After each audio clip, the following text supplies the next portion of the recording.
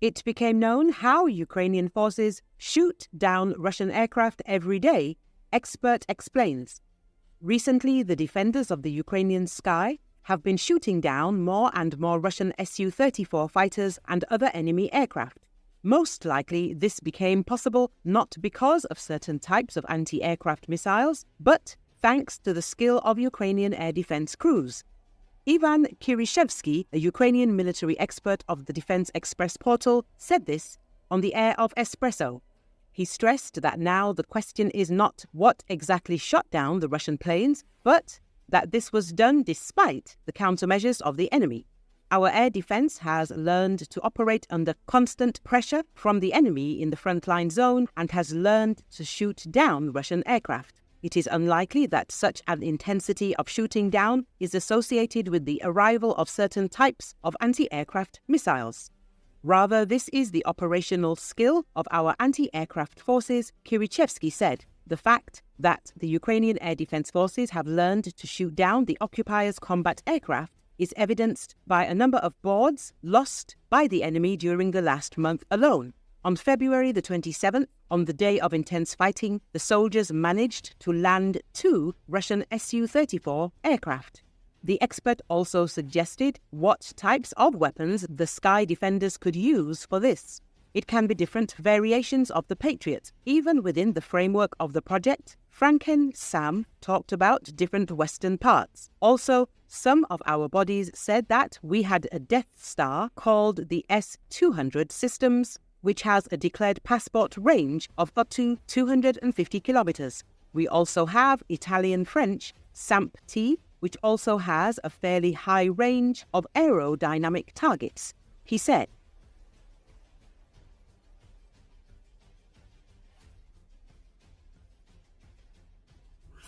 U.S. House Speaker Johnson assures Zelensky of support for Ukraine. Speaker of the House Mike Johnson has pledged to President of Ukraine Volodymyr Zelensky to do everything to continue aid to Ukraine, according to Zelensky's interview with CNN. According to the Ukrainian president, when he spoke with Johnson, he said he supports Ukraine. He said that he will do everything to support Ukraine, and he's on our side, and he understands how heroic our people, our soldiers and civilians are, Zelensky said. He revealed that he reached out to U.S. President Joe Biden and Johnson to urge them to pause the differences between Democrats and Republicans to reach an agreement on Ukraine.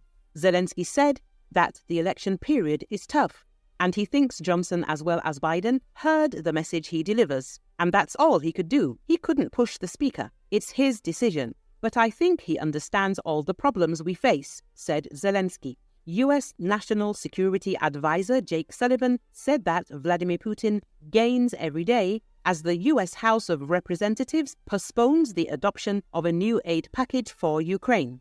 On February the 13th, the United States Senate supported a bill to aid Ukraine, Israel, and Taiwan for $95 billion.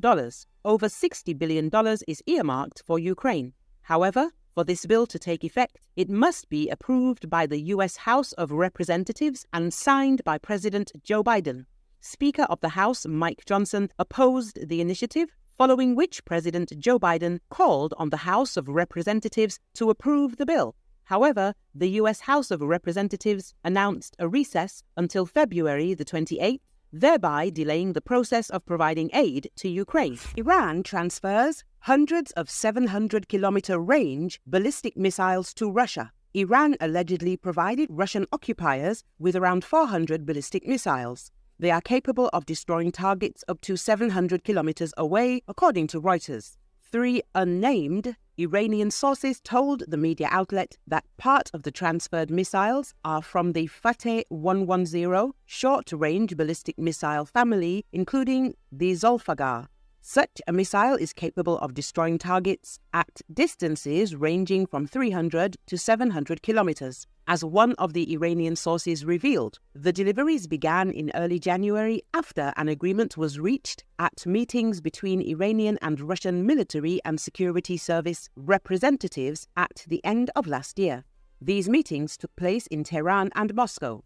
Another unnamed Iranian military official clarified that there have already been at least 4 deliveries of missiles. A new transfer is expected next week. Another official stated that some of the missiles were sent to Russia by ship via the Caspian Sea, while others were transported by plane. There will be more shipments. There is no reason to hide this. We are allowed to export weapons to any country that we wish to, he added. An American official informed Reuters that Washington has seen evidence of active negotiations between Russia and Iran, but there are no signs yet that the deliveries have taken place. Rumors that Russia wants to obtain Iranian ballistic missiles spread as early as last year.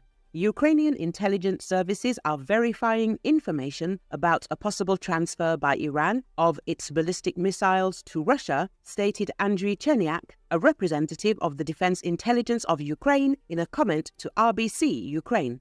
Iran became the first country to supply weapons to Russia for the war with Ukraine. Thus, the Russian army consistently receives Shahed strike drones from Iran, which are used to attack Ukrainian cities and infrastructure. In addition, Iran helped Russia set up its own production of these drones.